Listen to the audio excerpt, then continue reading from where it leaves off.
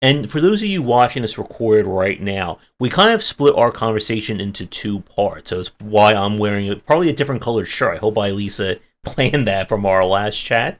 But we're still chatting with Lizabet and Zev from talking more about kind of Top Gnome and kind of like what their thoughts on like lessons learned and again as many game dev topics we can certainly fit in. So I guess the first thing, and this was kind of like a conversation we were kind of leading into when we last chatted, and we were talking about this a little bit on Discord, is this idea of, I think, like learning from failure or learning what to do next. This is something I think for a lot of indie developers, like those who kind of, again, like they start with the dream game. Because I know we had this conversation in our last chat, that a lot of developers, especially students, love to try and make their first game be the all-encompassing, this is my magnum opus, this is the only game I'm going to work on. And then when that doesn't work, or they do finish it, what do you do then? And it's something that when I speak to developers who have been in the space for a long time, people like Jake Brigette, Dave Gilbert, forgetting a few other ones that come to my mind, there's always that challenge, and this is something again that comes up quite a lot, is that kind of that balancing of the game dev and the business side of things. You can, again, dream any idea that you want. I'm sure everyone watching this right now has at least 5 or 6 ideas in their head. But what do you do next is always that, it's like kind of like that, like the undead claw coming from behind you when you're finished with your first project. Yep. What do you do next? Well, that's the whole thing. I can tell you right now, if you try to do your magnum opus and your like masterpiece and your dream game, you will never do it justice. Not If at the that's your first, first no. thing, you absolutely do not have the skills to do that. Mm-hmm. Yeah, Sorry, go. oh, well, game development is like every other skill or art or craft. You have to get good at it first Mm-hmm. before you can really do what you want to do justice. That's why everyone suggests you start small. It's hard to gauge how small and how fast you Yep. should be scaling up each project. That That's the depends trick. on like your learning Mm-hmm. skills, like how fast do you learn, what different skills do you pick up, what engine do you start with, do you move to a Mm-hmm. different engine? There's a lot of nuance. Yep. And no matter how small you start, it's always 5 times bigger than you think it is. Mm-hmm. There's so many little details it actually, when you're in it, it's easy to forget certain things. Like you think, oh, I'll remember that. You won't remember that. Mm-hmm. You have to write things down. Um, We're but very also, bad about too, that. you can't get better at anything unless you fail at something. That is the Mm-hmm. best way to learn. And Mhm. like with Top Gnome, this is our first like real game. And I mean, we did one game jam, and we realized game jams weren't really for us. Um, and we finished it. We aimed to make a fully finished, contained game, and we did succeed at that. Um, it was all right, but like as in terms of a long-term project, an actual finished commercial release, Top Gnome is our first game. And Mm-hmm. yeah, well, we did make a lot of mistakes. We need to write things down more because we get into the Yeah, we're pretty flow. bad about that. Mm-hmm.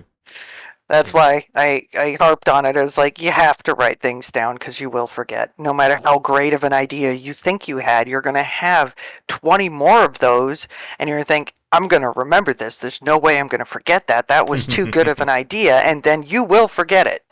Yep. Oh, for sure. And right now, as we're doing the second recording, is December, so I'm had to start thinking about my game of the year list. And last year taught me after I played like 1,000 games, there is no way in hell I was going to remember every single game I played. So I'm now taking to using spreadsheets to keep track of all this stuff. And it is again like when we talk about like this kind of thing, making sure you write stuff down, making sure you actually study, how well you did, how well you didn't do. Like this is the boring stuff, I think, for a lot of people, and it's something that I talk to a lot of students about. That yes, exciting to build a first-person shooter or a deck builder or a strategy game, whatever you want. Mhm. You still need to understand like what goes into actually making all that work. Because as both of you were saying, like finishing a game, getting it out there is a major achievement. That is something that, again, a lot of developers, and you can see this on just about any social media platform, they will struggle with that. The Mhm. very notion of hitting, game is now available to be sold on Steam or Itch or any website. But it's something that has to get done because, as I think Zev said, like, you have to learn through failure. You have to learn why something didn't work, because if you don't learn those lessons you're going to end up repeating them. And it's something, again, like I see this from a lot of indie developers that I've covered games from the same person, and I see the same exact issues game 1 to game 2 to game 3. And Yep. you only get, I think, so many chances with consumers these days before they just go, I Meh. already played this person's last game. Why do I want to play the fifth Mhm. version of that game? Yeah. Yeah. I've seen that too. I've seen them make the same mistakes over and over again in each iteration. A good example of what to do is so I like Brotato. It's Mhm. one of the few roguelites that I actually do like. It's not my favorite genre. Um, but I really liked Brotato. What caught me was the name. So yeah, having something that stands out as a name is a good way to catch people at first to draw them in. It was only $5, so I got it, right? And I was like, you know what? There's a bundle here. I'm gonna get all their previous games too. Mhm. So released on Steam, they have 3 games. The first one was more of a roguelite kind of dungeon, boss fighty game. Mhm. And they got this theme of like that color palette with the potato type thing, like a white potato that looks more like an egg. Um, so they did the Mhm. first one, which was more of a puzzle thing, and then the second one was more of something else. But you could see that they were getting better and refining their ideas each game Mhm. until they got to Brotato, which ended up being a hit. And this is something, I don't know if I stressed it last time, but it's something that a lot of artists actually have to learn and internalize when you're first starting out. You are going to have 10, 20, 30, 50 paintings that fail, Mhm. and only one will do well or look good or get people's attention. And that's the same thing with games. You're going to have more failures than you do successes. And if it's something you love and you just let yourself get defeated, you're not going to continue. Like, how can you continue then? You're never going to have, nobody's going to knock on your door and say, hey, like, you made that game. I know you have potential. I'm going to, Mhm. we're going to hire you to do this game. It's, it's something that I had to get through. It's like a childish thought, but when I was first starting with art professionally, I was like, I hid it from everybody. I didn't put myself out there, and it's that magical thinking that somebody's just going to magically know that Oh you have yeah. these great ideas. I do have a comment about that specifically. Mhm. Um, I have that. I had that problem with Top Gnome, and I think that's a common problem with a lot of indie devs. Is they're too afraid of judgment of Mhm. what Mhm. people will say about their game, and I really held back a lot of Top Gnome's marketing. That's a lot on me. Mhm. Mhm. That's definitely changed since Top Gnome's release. I have a Yep. totally different approach to it now. Like as like we're doing this podcast, for that's an example. Mhm. Yeah. Recently been doing Blue Sky, that new social platform. Mhm. Um, Marketing is really, really important. It's a Oh lot more yeah. Yep. important than people think it is. Yep. The game itself is only part of the marketing. Well, yeah, you could have the best game in the world, but if nobody knows about it, like, and there's one thing that I heard, because I do like marketing psychology a lot. There's one thing that I heard, no matter how many times you scream something online, you will never get annoying because there's too many people. Mhm. And the way the algorithms work, it could be any time of the day and people are going to totally skip over it. They're not even going to see it because it's not going to show up.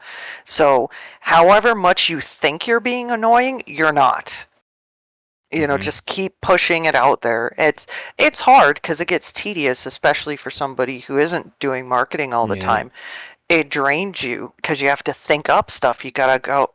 It can't be the same thing every time. You can do it a few times, but you have to keep doing it. And it's like, God, I've done this like 100 times. It's Mm. surely people know about it. No, Yeah. no. For sure. Especially with, like, I find that a lot of stuff that I do with the YouTube channel, that I can post about a game, or I can post about something, and someone might just say, "Oh, so you did play that one?" Like, I've been talking about for like the last week, and no one noticed. And I think Yep. that's, and again, I think that's also kind of like the introverted nature as Yep. well. That again, it takes a lot to make a post on social media. Like, I can't, it's still alien to me. People who can like post like 20 different things in like 5 minutes, like that. Yeah. Yeah. And then there's also the internal like self-doubt. Yep. Are the things I'm saying worth anybody's time? A lot of people struggle with that. Like I did for a long time, and I kind of just did the fake it till you make it thing. Like just Mm. do it. That's one of the reasons we're talking to you right now. Is like screw this. I'm Mm-hmm. just gonna message people now. Opportunities there. I'm walking through that door now. Yep. And that's the biggest problem is most people don't walk through the door. They have too much self-doubt, like should I? Mm-hmm. Shouldn't I? People are going to forget my face in a week. Mhm. Like Mm-hmm. they're not going to remember me. And I'm fine with that. As long as the ideas stay and there's some value provided, that's all that matters. Mm-hmm. Yep. And I think, like, to go back to the point about like feedback, that is another aspect of game that I think a lot of first-time developers tend to struggle with, because I see it from two extremes. I see a developer who tries to cater to everyone. That the Yep. second someone leaves them any kind of feedback, oh yeah, let's put in the game, do it. Oh, this person wants something else. Oh, okay, let's put this in there, and Yep. it's like kind of like the people pleaser aspect of it. And then you have the other side where you have the developer who they will just not take any feedback. If you Yep. say anything, it's the consumer's fault, or, I enjoyed it, so it must be your problem. And Yep. there is, again, and we've talked about this last time, and again, for people listening to us right now, we've had plenty of conversations about playtesting and user feedback. It's very important to be able to understand this stuff, because maybe it's too late in your game dev, in your game to make these grand sweeping changes, but it's something you can look at for your next game. It's something you can learn from. Because if you don't understand how the consumer treats your game or views your game, you're never going to improve. And I made this tweet, ski, whatever they're calling on Blue Sky these days, about churn rates in games. And churn rates are very important to study. I can't believe more people aren't really talking about this.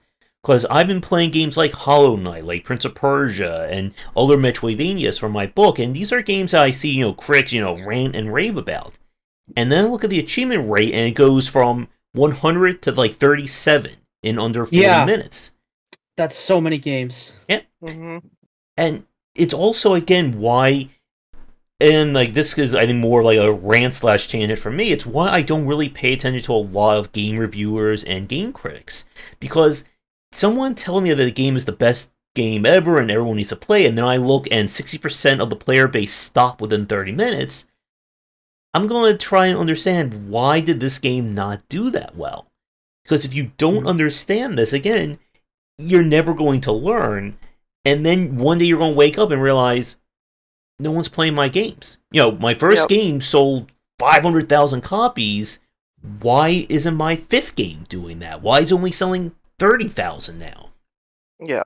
Yeah. And it's I- interesting that you talked about the time. That was when we had our demo out. That was one of the things that really stood out to us.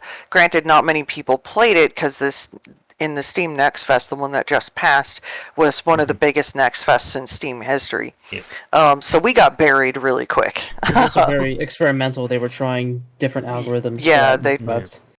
So there were a lot of things that could have either worked for us or against us. It ended up working against us. But out of the people that did play our demo, what we did notice is that over half of the people stopped playing very quickly. So that was a big hint to us that something was going on. And we hadn't had any feedback much about, what that could be. So that was our first clue. And then like probably a quarter to a third of the people that played a lot. Yeah. And so like we knew we would be niche. And you hear a lot of common advice: niche down, niche down, niche down, find your people, like get as niche as possible. That's actually not very good advice, because we got very niche. Too niche. There's a There's such a thing. very, yeah, it is too niche. Our mechanic, obviously, is not for everyone. People don't like not having control of their character. Yep. You have abstract control of the character, so it's kind of like you can control them, but you have to overcome a very steep skill curve with it, and that seems to stop people really quick. On top of what you mentioned when you were playtesting, was the progression was stagnated too much in the beginning and didn't like ramp up in a nice curve. It was more like you're here, and then you go like that. And so balancing with a game like this is incredibly difficult. Yeah. I do have something to say about Hollow Knight specifically, because I tried to get into it, and I couldn't. I tried. I've heard that you can that people stop playing and then they come back to it and then they realize, oh wow, this is the best game ever. I can't do it.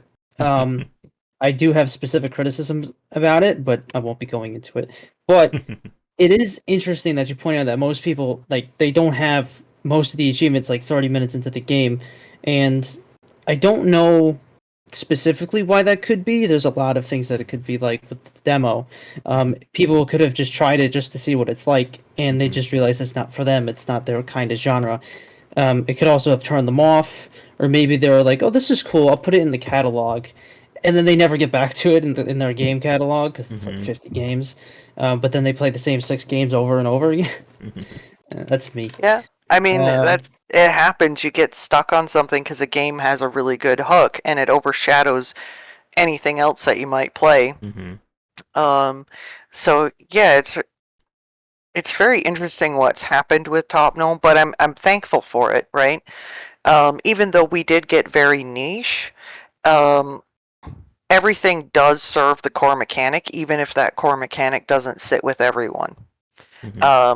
Unfortunately, would it make things better for people if they had more control? They'd like it, but it would change the entirety of the game. And in the beginning, you mentioned something about sometimes you're too far in development to make grand sweeping changes. Definitely, we're at that point with Top Gnome.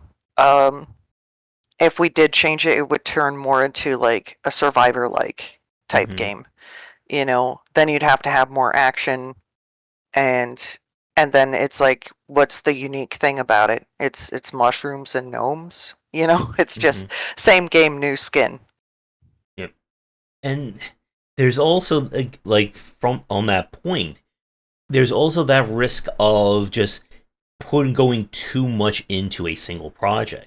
Because there's always that push. I know I see this from a lot of developers to just keep supporting a single game way beyond where there might be an audience or interest. Because there's that other kind of dream of, well, if only I add this, then that's going to make this game amazing and everyone will start talking about it. And they'll point to some games that have had those kinds of rebound effects, Among Us being a good one. Yep. But that is not the norm, and it's why I think one of the hardest things to talk about with game dev is that there really aren't a lot of, I guess, norms or set things that go into making a successful game. We can talk about mechanics all day long. I know the three of us could probably sit for the next 7 hours and talk about mechanics. But as we said, there's more to a successful game than just making a really polished or mechanically driven title. Oh yeah, definitely. Were you gonna say something, Zev? No, you can go first. Okay. There was something you were saying something about what was it? I had a thought and then I got distracted. Um. Uh, Oh, something about like. Spending too much time Oh, on a too game. much time. Yes. So we're at that point. We're at that crossroads now, and Mhm. we've actually been having discussions about that. I think the important thing is to realize no matter what you do with the game, it's like with a yellow light when you're driving, right? Mhm. Depending on where you are, there's that point of no return, you Mhm. know? And that point of no return with a game is deciding, you know what, we've spent so much time on this. Um, it's been dragging out because we ported the engine, we're losing motivation. We want to finish it, but adding more stuff into it will drag it on even longer. And we Yeah. already know that the majority of the mechanic itself is one of the reasons why it's turning people off. We can finesse a few things and make the Mhm. progression a little better, but it's not going to be a critical success. Otherwise, because if there was, there would be more interest right now, and there isn't. So it's Mhm. at that point where you have to say, as a developer, do I want to waste more years of my life making something that is we know is not going to bounce back? Or Mhm. do we take what we learned and start a new project and say, you know what, that helped us learn so much more, so much. It was valuable for that aspect only. After that, we could take all that knowledge and apply it to the new game and Mhm. probably make something 10 times better And Yep. much faster. and Yep. much faster. Yeah. Yep. And it's why I know we have. I'm pretty sure this came up during our last conversation. Something that we talk a lot about with other developers here. That surviving in this industry is how you can start succeeding. Like a lot of people again will point to games like Balatro, Stardew Valley, Minecraft as kind of like studio's first game. It blows up. That's how it should always be. It's not their first game. It's Nope. no, and It's the first one that you've seen. Mm-hmm. yeah, it's usually either it's far from their first game or it's an anomaly. Like Minecraft Yep. is an anomaly. We're likely to never see a game like Minecraft again. It's a one of a kind. Mm-hmm. Yep. And same thing with Vampire Survivors as well. And for as another like example of this, Darkest Dungeon, because Darkest Dungeon was Red Hook Games' first title. It succeeded Oh, massively on Kickstarter. It did amazingly well. But when I think I interviewed Chris from them, Chris Barasa. They mhm. both had like combined like 20 to 30 years of experience in production, game dev, There you working at go. major studios. Like Yeah, they didn't just like wake up one day and say, "Hey, let's make Darkest Dungeon." Yeah. actually, I got And it you can recently. tell from the Mhm. art, you can tell that Yeah, that's an experienced person making that Mhm. right there. I got the game recently and I've been playing it nonstop. She knows. He's kind of Um, obsessed. Mhm. it's such a good game. Um, I could harp on it a lot. It's not perfect, but it's fantastic. Yep. hmm And And go- Hmm? sorry, no, you go. oh no, go right ahead. I was going to talk a little bit more about Darkest Dungeon for a second. Oh, well, since we're on that topic, I think it would be best if you went first. Mhm. All right.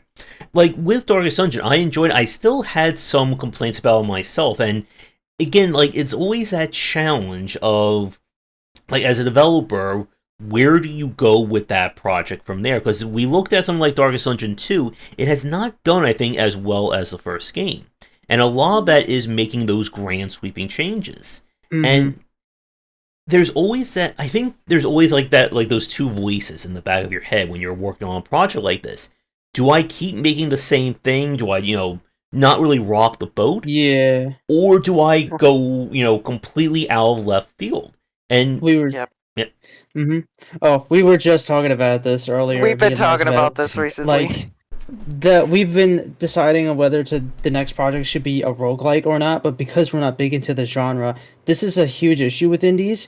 The moment you have a popular game that catches, that's what you're known for. And if you don't fulfill on your promise, quote unquote, or the expectation of your player base that it already exists, they get disappointed. It doesn't do as well. That's why Darkest Yep. Dungeon 2 didn't do as well, because it was nothing like the first game.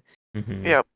If you deviate from the genre that you get known for, and this is common with artists too, look at any artist, they will have a theme of a certain subject matter that they always paint, and they get known for that. Like a very good example is the paintings that every grandparent has in their house from Thomas Kincaid. It's those fantasy looking kind of peaceful houses with all the flowers and everything. He actually, from what I heard, is he didn't even like that style. He just did it one time, and it was such a huge hit. He felt trapped, and his normal style was nothing like that. And so, whenever he tried to sell the stuff he liked making, he could never sell it. And so, you have to balance: do I want money, or do I want to be fulfilled? You know. And so we've been talking a lot about that. We could do a roguelite.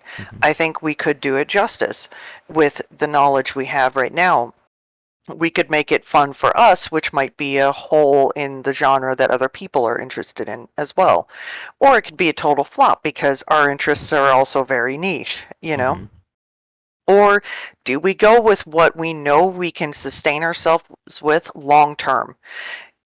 If we get known for a certain genre and we like that genre, we know we can stick it out for like 20 years refining the ideas within that genre, that we'll be fine with it because it's something we love. So I lean more towards pick what you really like and refine that idea. The Souls series would have never gotten where it did if they hadn't stuck with that and refined it constantly. Yeah, and they're actually a good example of this phenomena because other games they've made, like they made a weird VR game, thing. and it did not do nearly as well as their Souls titles because that's their audience is the Souls games. And like with like From Software and like keeping to that style, I was having a conversation with a fan the other night. He was talking about wanting to make his own dream game, and he had like very specific points about what he wanted to do with that. I said that there could be an audience for that, but you have to be able to approach things from how do you sell that specific core to someone. Because again, like with From Software, they've been making hard games since their very inception.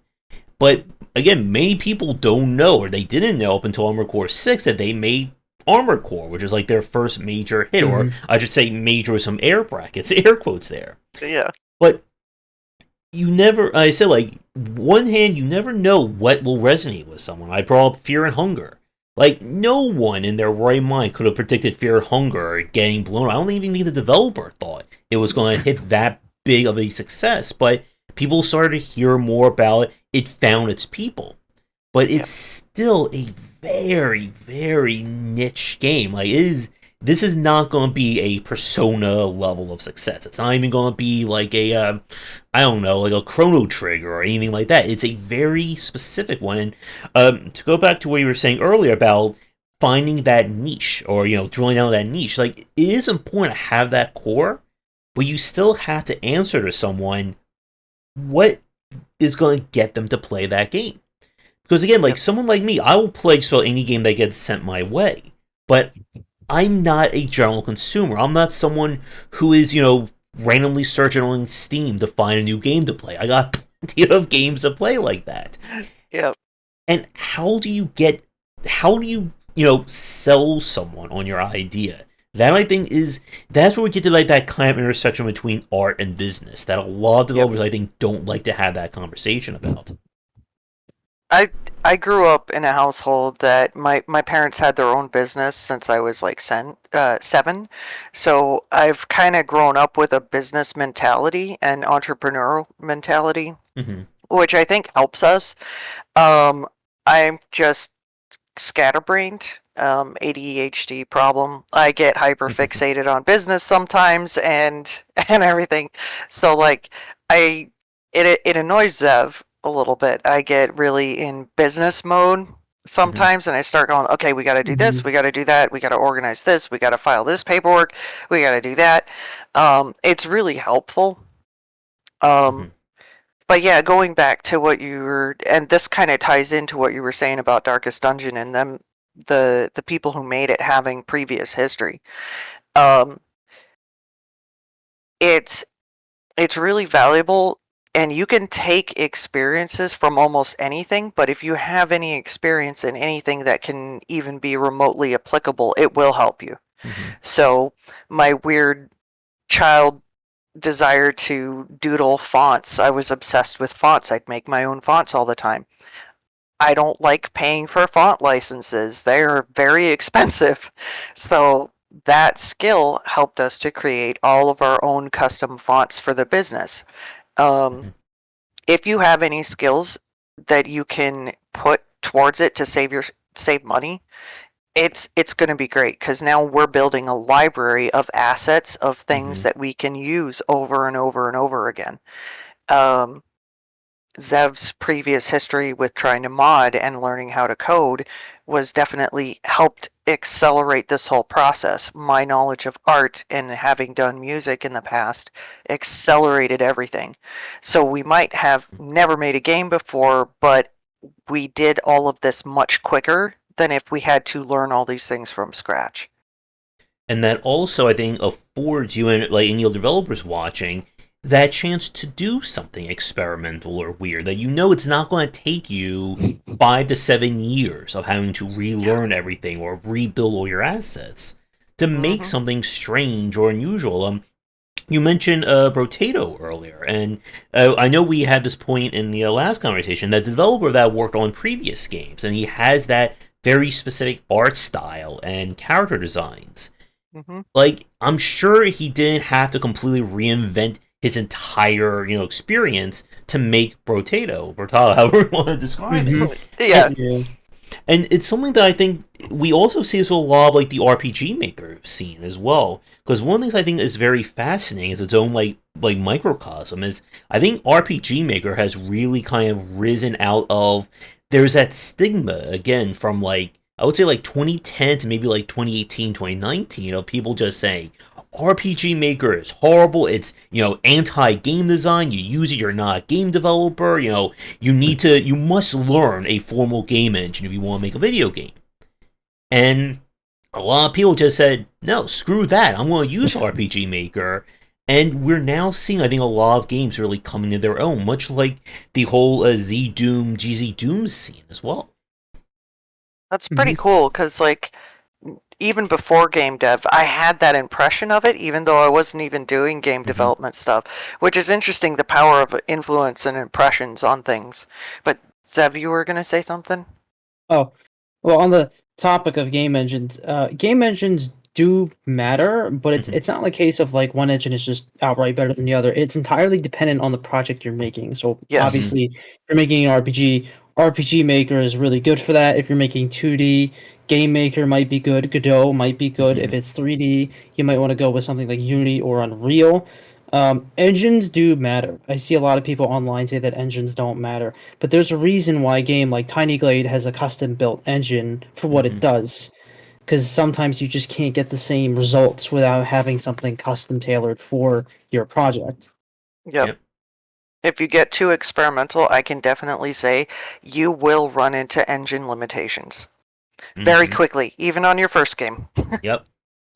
And like another one, Adventure Games Studio, because I recently spoke with Dave Gilbert again from Wadget, and like Adventure Games Studio is still going strong all these years, and a lot of that is kind of like again being that specific answer. You want to make a point-click adventure game?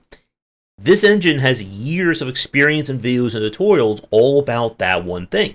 Do you want to make a first-person shooter? You don't use Adventure Game Studio for that. Yeah. Yep.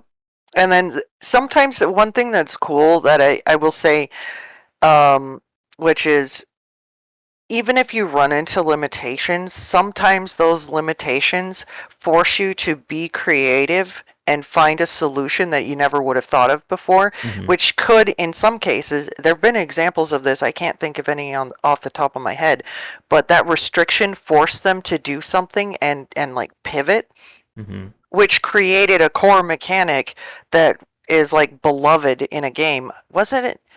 Was that something to do with like the bullet time thing? There was something like that.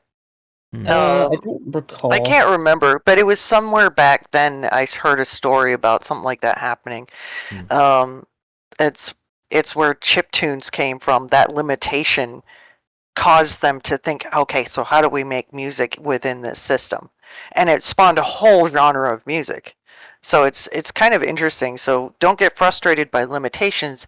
See how you can bend what you're given to do what you want. Mhm. That's kind of fun in its own right. Mhm.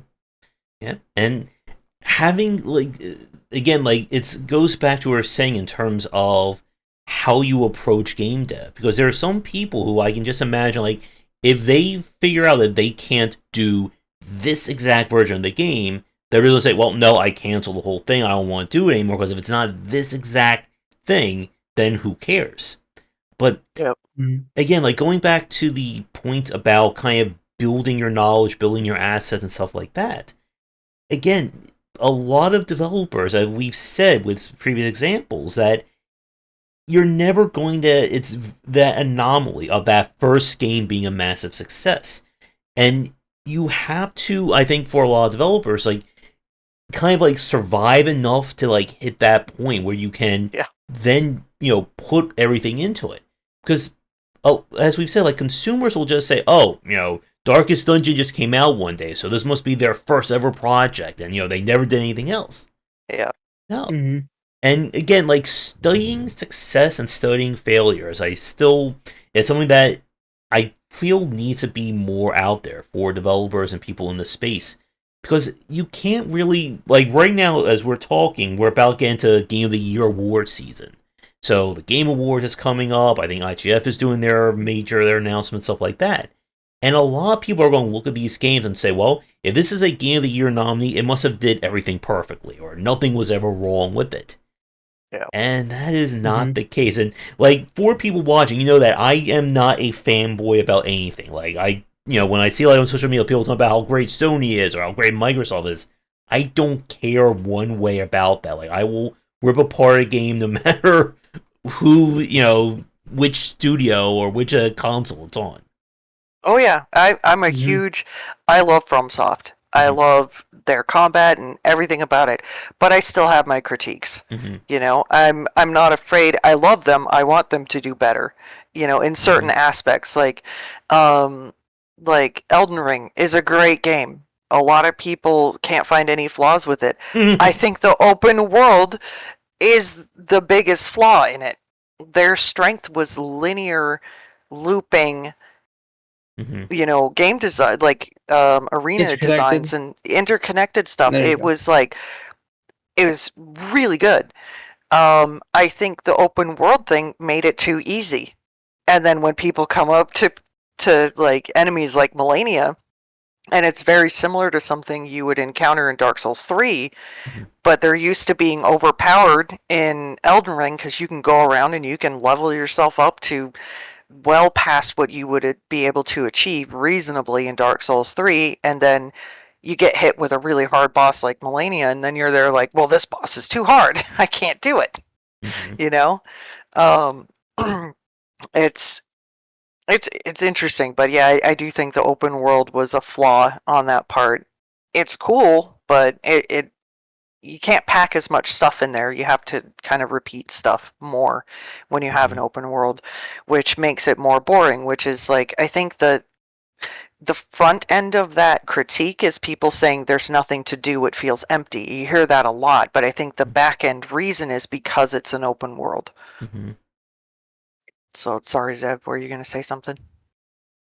No, there's just a lot of thoughts going through my head, but I don't know which one to really say at the moment. and Yeah. And like, to that point, because I know, if you were to say that on social media or you said that where there's a lot of people, one of the most common things that will get thrown back at you is, well, Elden Ring sold all these copies, so it must have done something right. It made, gajillions of dollars.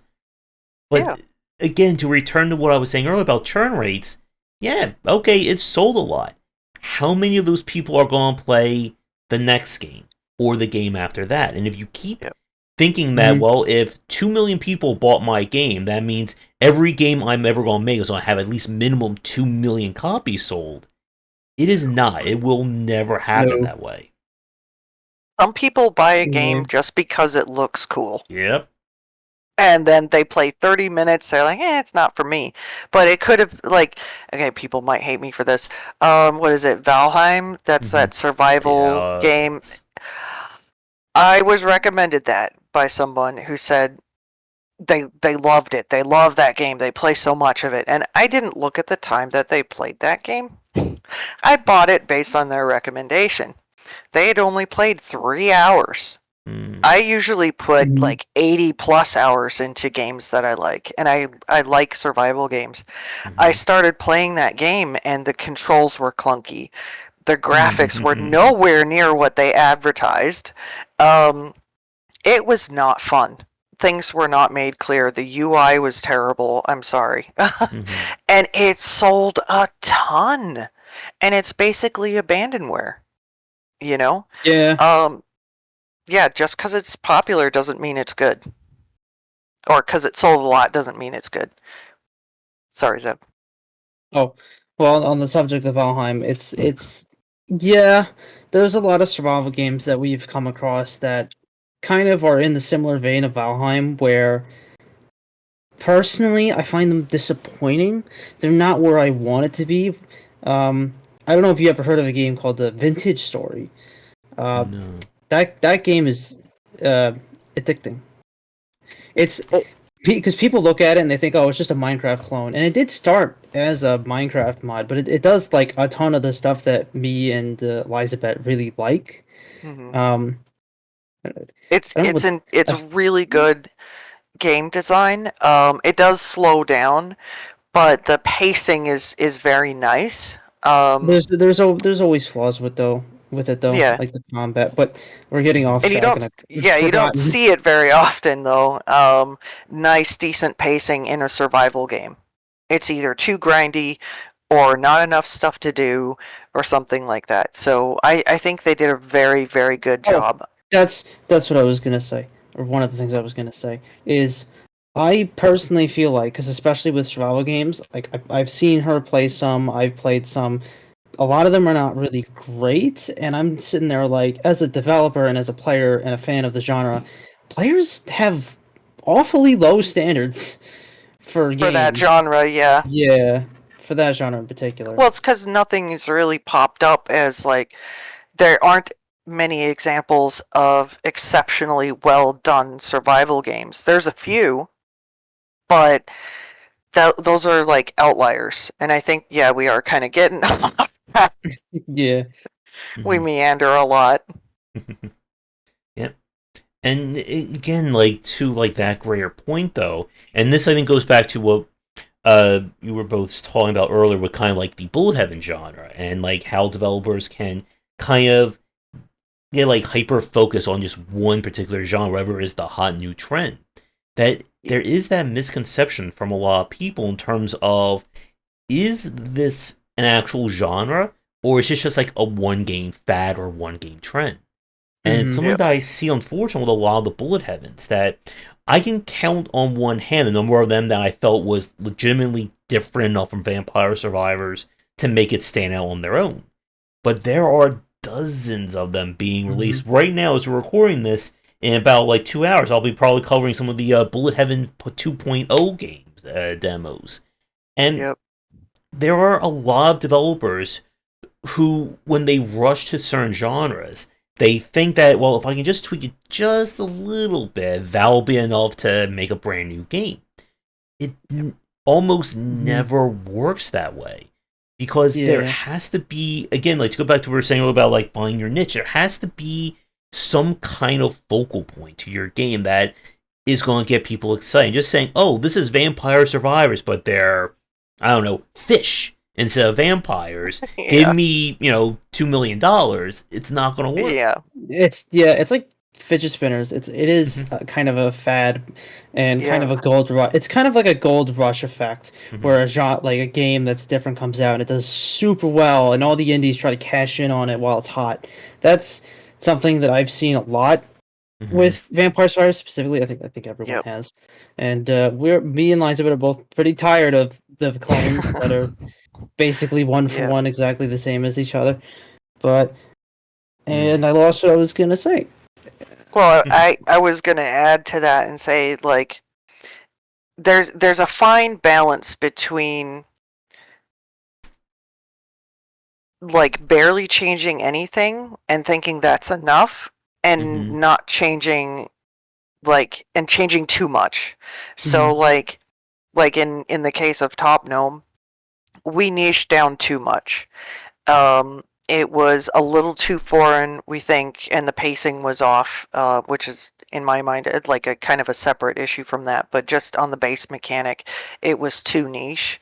If we had come up with something that was maybe a balance in between that, like hyper restrictive controls versus total free flowing controls, there was an attempt with that with the power ups to give people some Mhm. control back. So it's like the idea was take away their WASD control, give some back in the form Mhm. of power ups.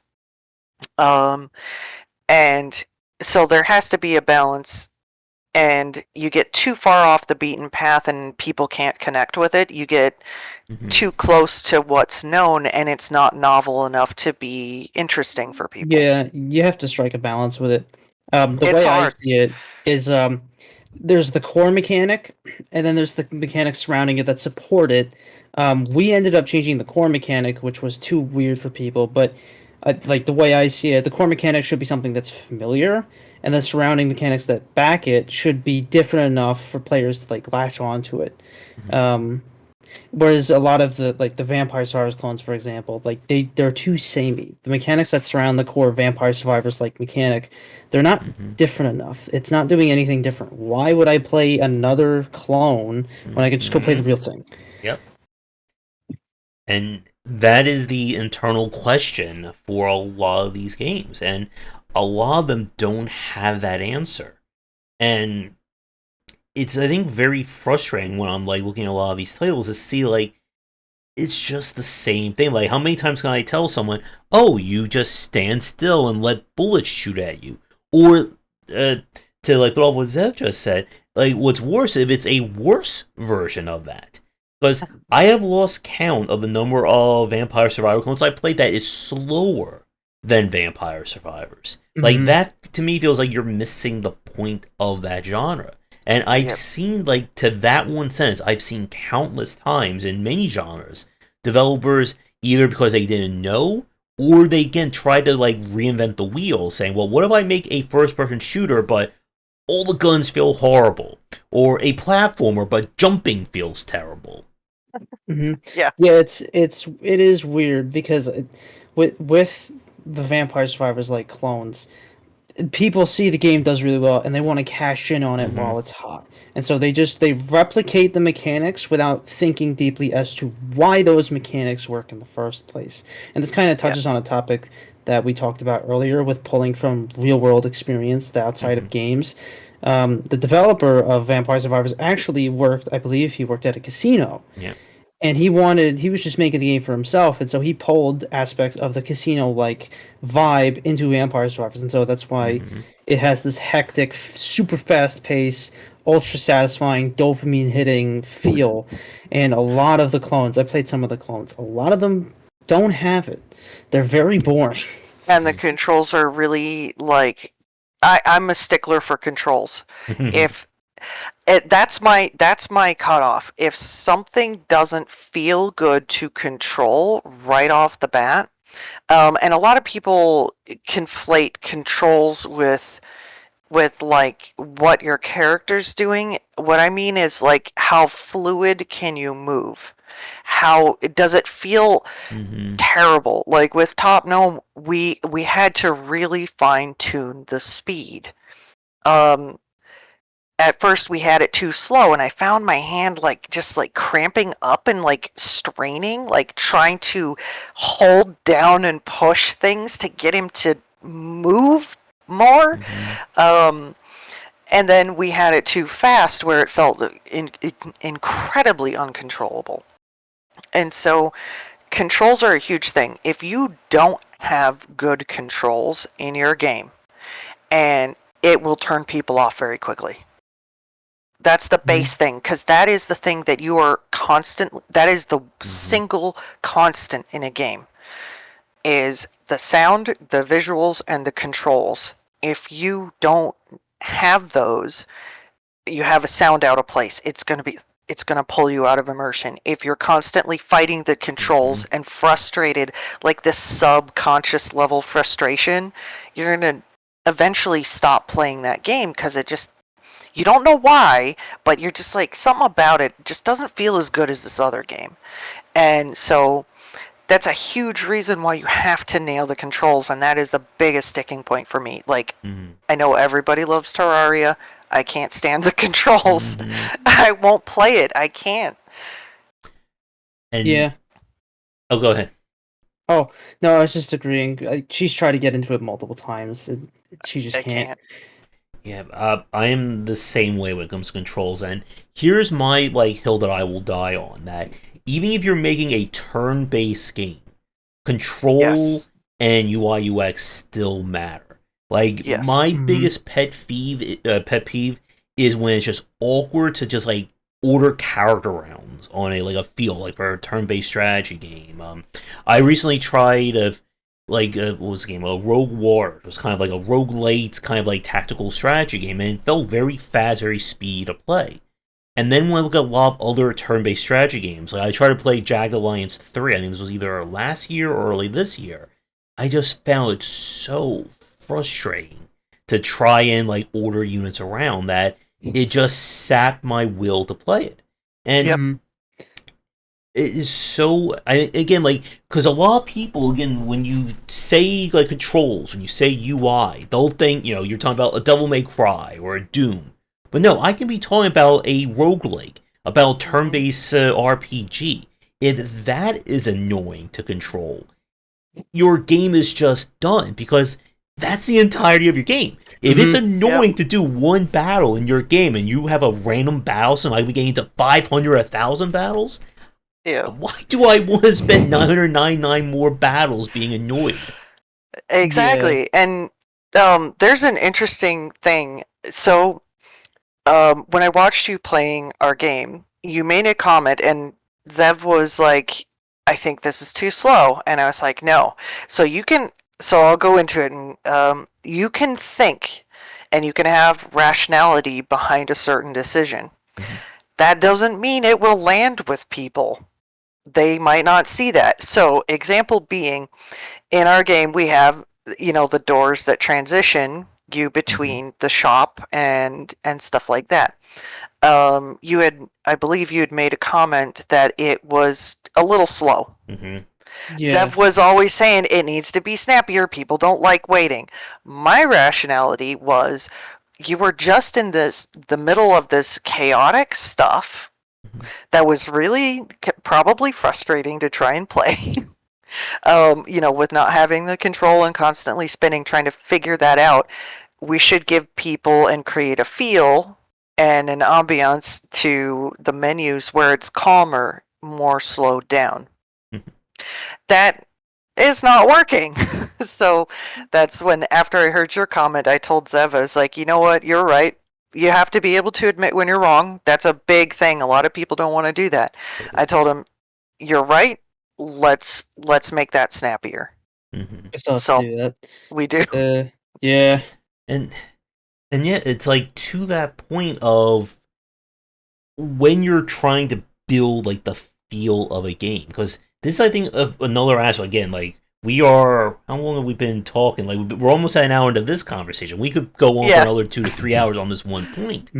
That the feel is something that, it's one of those things that when you get it, but it's very hard to put into words. Like I was saying in a recent article that I can tell you, or you can go to school and be taught how to program jumping into a game. You can be told these are the decimal points, these are exact figures. How do you make a game feel as good as Mario? Or make a game feel as good as Ori? Or even something like Hollow Knight? That's a completely different can of worms. And with something like Top Gnome and with kind of like that particular genre, that like when I play a game like that, or when I play games along those lines, I think about, okay, I want to get in, do the shopping, immediately jump back in. Like I'm thinking in terms of, that kind of speediness of it. That's exactly what Zev said, and I was like, yeah, but we need to give people a pause and a break for pacing, right? And turns out you're already revved up from all that stuff. You just want to get it done and go back. And yeah, I agree. Like I said, you'll have ideas, you'll think they make sense to you, but you have to be able to see how people interact with your game and realize, you know what? I was wrong about that. It doesn't make me dumb or a bad person or anything like that. It just means I misjudged the feel that I was going for. And now, because of this feedback, I can take that, I can apply it to the next game, and make an even better experience for people. Yeah. And I can see some developers, they can take the wrong lessons from that. They will think, because he said that it should be fast-paced, and every game I should be fast paced. Even if it's like a more like methodical shoot, no, it needs to be super hyper and fast. That's also not what you want to do. And it gets back at this conversation. I made another post, I saw this on Game Developer. Someone was talking about trying to use analytics to make like the perfect platform, or like these are the exact things you need for your platform to work. And I'm just sitting there going, no, that's not how you want to approach design. Oh. Game development is not a shopping list. No, it's not. And games are an emotional, artistic experience. Yep. If you think about all the games that, just anybody listening, what games impacted you the most? Now think of all the games that you've played. Now try and pick out some obscure game that you played, or one that didn't really stick with you. Do you remember what you were doing in any given moment? Probably not. But the games that stuck with you, like I can tell you about the first time I fought Gundyr in Dark Souls 3. I can tell you the first time I went into that one room with all these giant, I'm not going to say a swear word, giant guys and a whole bunch of dogs. I can tell you the first time a bunch of dogs jumped me. They're horrible. I hate the dogs. But I can tell you all those things because it was an emotional impact. And you can't mechanically craft a game because it's inherently an art form. Art is supposed to elicit emotional responses, and the best games elicited some sort of emotional response from the player. That's why you remember them. Whether it was frustration from playing Getting Over It, you're going to remember that. Yep. Like me and Lizabet were playing the Ultimate DLC with the Seamless Co-op mod. That was one of the best gaming experiences I've ever had. Yep. Easily. It was so memorable and so fun. Yep. Oh, yeah. I just wish it was fully working. Yeah. Yeah. There were some, we jumped on it before the mod was fully, like, ironed out. But I had to wait. But yeah, it's those things that you end up talking about, like certain game experiences, as if you lived them years later. And that's something I would urge any game developer that's just starting out. Why did that game do that to you? Analyze that. Figure out what emotions did they play off of, how did they steer you into having that emotional reaction? Is your reaction consistent with other people who've played that game?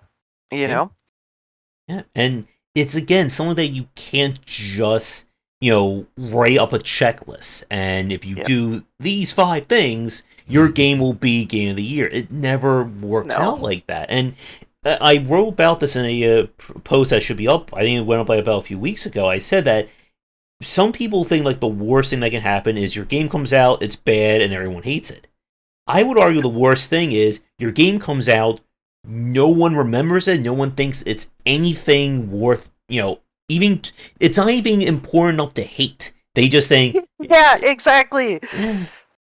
I'd rather have somebody have a very strong negative reaction to my game because in some weird way it has done its job as an art form. It has elicited an emotional reaction.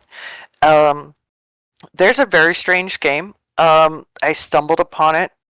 I don't remember where I saw it, but I stumbled upon it, and this game lives rent-free in my head.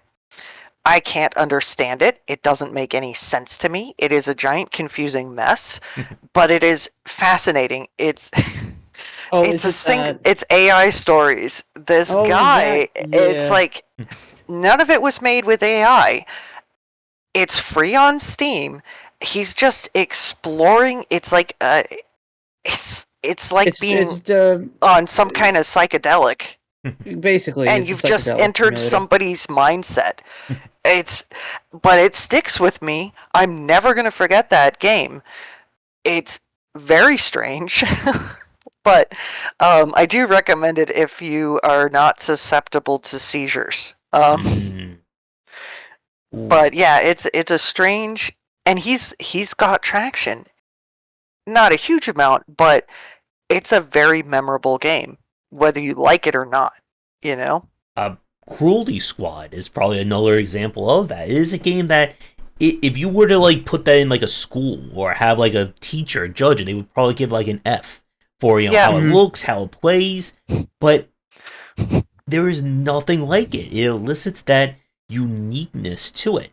Is it going to go on and make the same numbers as Doom or Call of Duty? No, there's only going to be so many people are into that. But that audience, I'm almost guaranteed, because I know the developer has been talking about working on another game, they're going to probably be there to check out whatever crazy idea they come up with next. Yep. And it's fascinating. And that's one thing I always try to aim for, that I push a lot with anything artistically, and I've told this to Zev several times. I tend to use the example of restaurants, right? Because a lot of people, they love Mexican food, right? There's tons of restaurants for Mexican food all over the country for a reason. Now, you get places that are, sorry Taco Bell, but fake Mexican food. It's very Americanized. It's nowhere near authentic. It's not great. Nobody's going to say that's Mexican food. But you have a restaurant, let's say, that says, oh, we're a Mexican restaurant, and they serve Taco Bell-like stuff. It's not... It's going to be so inoffensive that you're not going to remember that restaurant.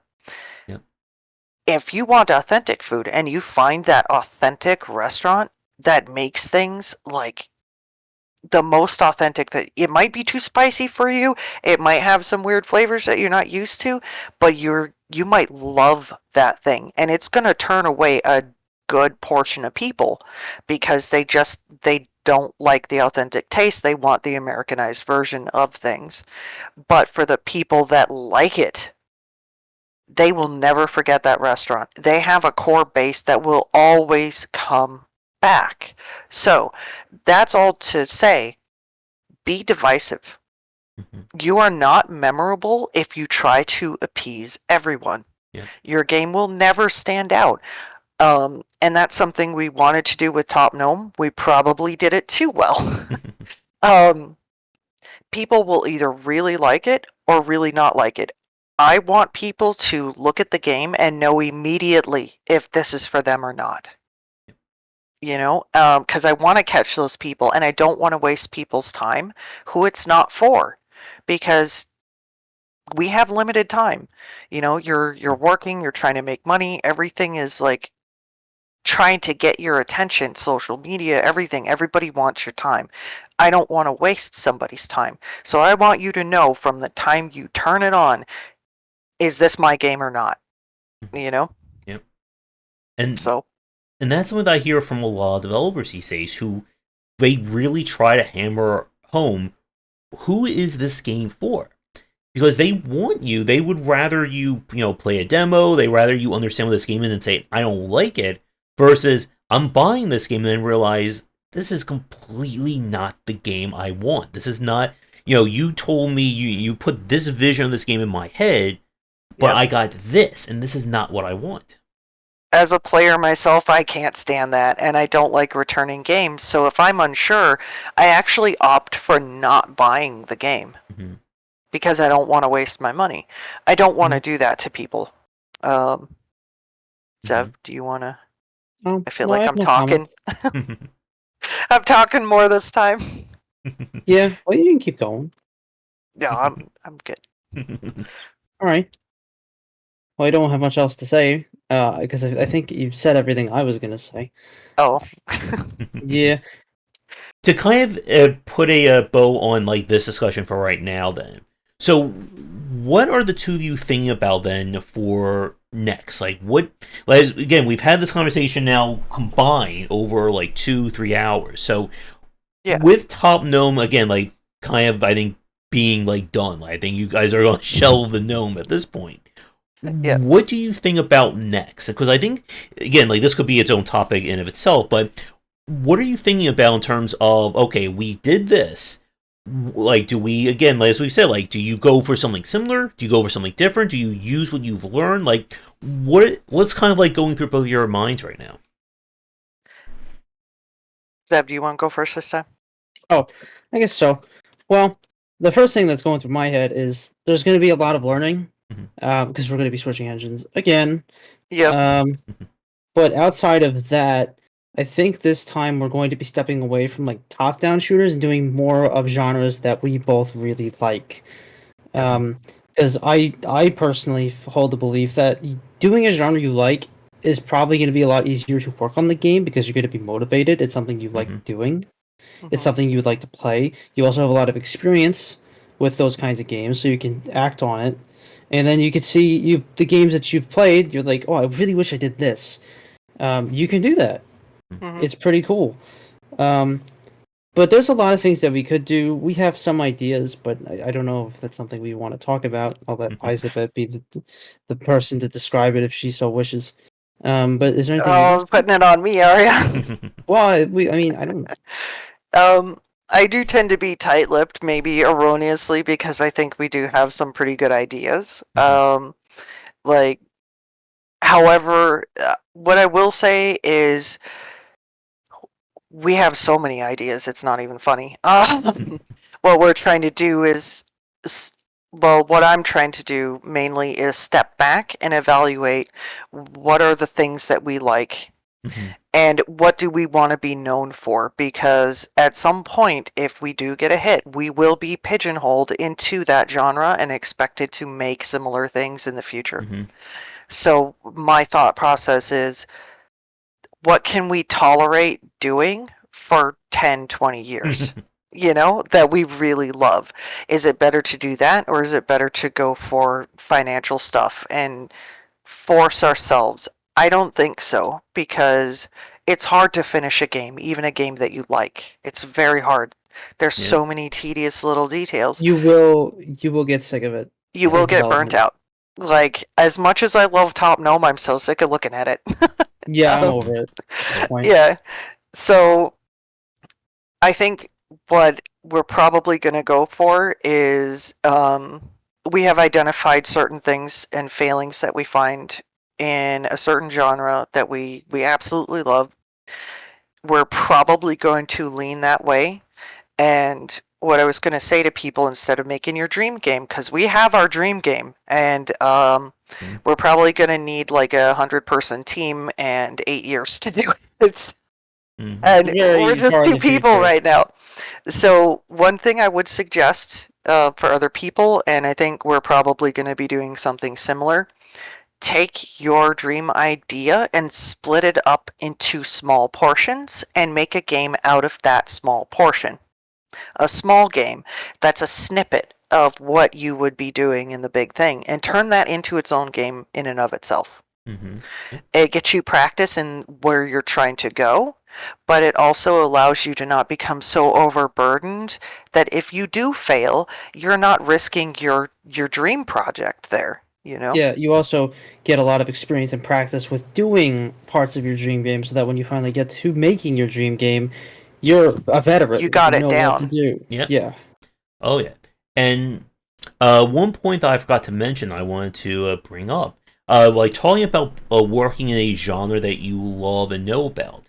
This reminds me of the conversation that I had with the developer of Vision Software. Said this was a Metroidvania that was released, I think, 7, 8 years ago, and this was their very first like Metroidvania. I think it was like either their first game or their first like officially released game.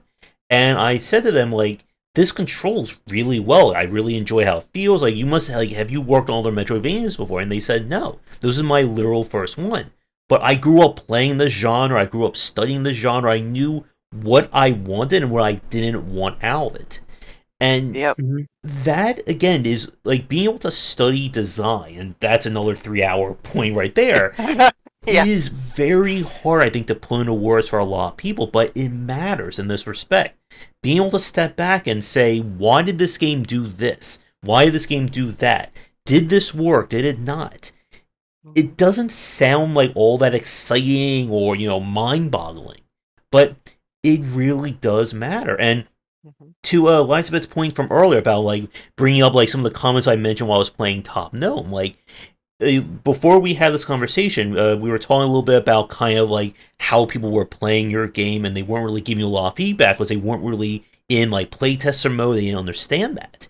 Like again, like for someone like me, like this stuff is wired into my brain. Like I can focus on this almost like a heat-seeking missile. But It's that great. yeah, but that didn't just happen one day. That didn't. I didn't just wake up and I've said this before that I would say like how I play and study video games prior to 2012 when I started Game Wisdom, and then where I started doing more like this is completely night and day. Because it's easy to sit back and say, "Oh, this game is stupid," or "This game was fun," or "This game was horrible." But to be able to actually like put into words why the game, and again, like as kind of Yes. like our point here, why the game made me feel that way, or why the game makes someone feel that way, that stuff is very tricky, and it's not something Yeah. you can just play. And I've said this before, you can't just play video games all day long and that's your skill. If you No. can't explain to someone why this game does that or why it does this, Yep. then you're not really Mhm. doing much. Like, and that's the thing that I really value with a playtester or somebody is like, I'm not afraid to hear that you hate my game. If you hate my game, Hmm. that's great. I want to know why you hate my game. Because if I know why my game is making you upset, Hmm. I can either double down on that to push away a certain demographic, Yep. or I can say, you know what, that's not the goal I'm going for. Now that I know what's causing this for you, I can change things Hmm. and start and make it so that I can use you as my sounding board to refine things. But if you can't tell me why and you're like, well, Yep. this game's dumb, that doesn't help me. Yeah. And maybe that's your goal, I don't know, but Hmm. if that is, that's fine. I'll move on to the person who can tell me why. Yeah. On the subject of genres and like why some games do the things they do and why it works or why it doesn't. There's so much I could say about Hmm. survival and exploration type games. There's like Oh. I play so many of those games, Yeah. and so does she, and I'm just sitting there like, oh my god, why didn't you do this? You could have done this. It would have been so good. No, why are you railroading me? This and Yeah. that. I could vent about something like Tears of the Kingdom for hours. I haven't Hmm. played it. I've seen it. I've studied it. I'm so upset by it. I feel like we got one amazing conversation about Pal World on that very Mhm. point. It's there's one thing I would like to tell other developers. If you want to find what you truly actually like about a game, um Zev and I, we did a thing. I was like, okay, we need to find out what is really the underlying thing about like what are we attracted to as games, because we're working in a team, right? Let's say he likes only strategy and I like only racing games. There's a disconnect there. We're going to have a problem making a game together because we're always going to be like, well, this is the important thing that needs to be in the game and this is the important thing that needs to be in the game. So what we did is we took back to that whole which games had the biggest impact on you. We made a list of 10 games each, which games had the biggest emotional impact.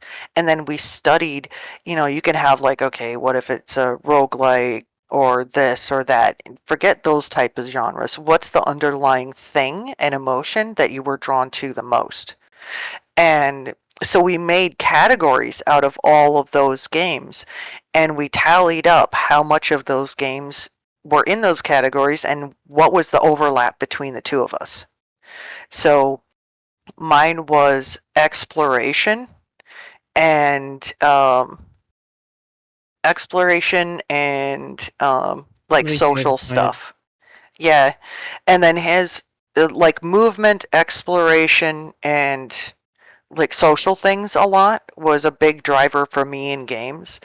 And then for Zev, it was something totally different, but we did have a crossover in exploration and movement. I found it. Yours was movement. You love movement, exploration, and fighting. Mine's because Dark Souls. Mine was building, exploration, and feeling like powerful and like you have a lot of control, which is a big reason why I think a lot of people love strategy and builder games on Steam. It's a huge thing. Yep. I love those games. Yeah, finding those crossovers is really helpful for finding the type of game that you will both enjoy making for a very long time. Because if one person's loving it and the other person is like, I am so sick of drawing eggs or whatever it might be, you're not gonna keep that momentum up if one person is just like done. But internally. One person would likely get resentful of like, oh, they get to make their dream game and I'm just sitting here as like their lapdog doing the work for them. Yeah, that's bad. If you're in a team like ours where it's more like personal, you should find an overlap and work on a game in that overlap. Yeah. Yeah, you'll have the best success for both of you. And it also, again, there's so many points. If I'm not afraid, I know, we'll be we here. keep going. I think I'm going to stop because I'm going to pull the ripcord here because we'll be here another hour if we keep talking. But again, so many great examples and things that we've talked about. And if both of you are free in the future, after New Year's, after the holidays, we can certainly have more conversations or even just chat general. I'm not opposed at all. I am not opposed at all either. It's really fun doing these because we don't usually get to talk at this level with other people, and so it's great. I guess to again put it in for this conversation in terms of social media, sites, links, whatever. Anything either you would like to promote or mention? Well, yeah, there's our Blue Sky accounts. I can't remember my handle off the top of my head. I think mine is Lizabet Campbell. Campbell like the soup. No relation. So yeah, I can't remember how to do the handles on Blue Sky. But if you just search up Lizabet, I should pop up somewhere. You'll see associations with Top Gnome and stuff like that. Yeah, I would just plug the actual studio account. Yeah, if you just look up Onyx Prism Studio on Blue Sky, you'll find it. All right, and once if you remember that later, I'll put that in the notes for people watching this recorded. Sounds good. I think that will do at least for now because there's still I can still think of 20 more topics. There's 30 hours of content with these subjects alone. Because Zev and I have been talking for we've been talking to each other almost 3 years straight every day. Every single day, and we still find stuff to talk about. Yeah, our favorite thing is playing a game, watching the other one play it, and analyzing the crap out of it. So I'm going to shut up now because You have stuff to do. And I'm sure both of you as well. But it has been a pleasure chatting with both of you for both part one, part two of this conversation. Like I said, Likewise. definitely don't be a stranger. We can certainly have more things into the new year, and I hope to hear from both of you then. Yeah, likewise. All right. Well, We'll see you.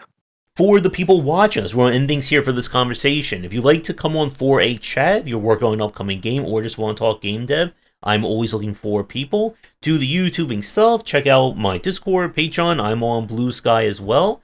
And, of course, buy all the copies of my books if you would like to go that far. But, again, this has been another fantastic conversation. So, Lizabet, Zev, thank you again for coming on, and best of luck with whatever you have next. Awesome. Thank you for having us.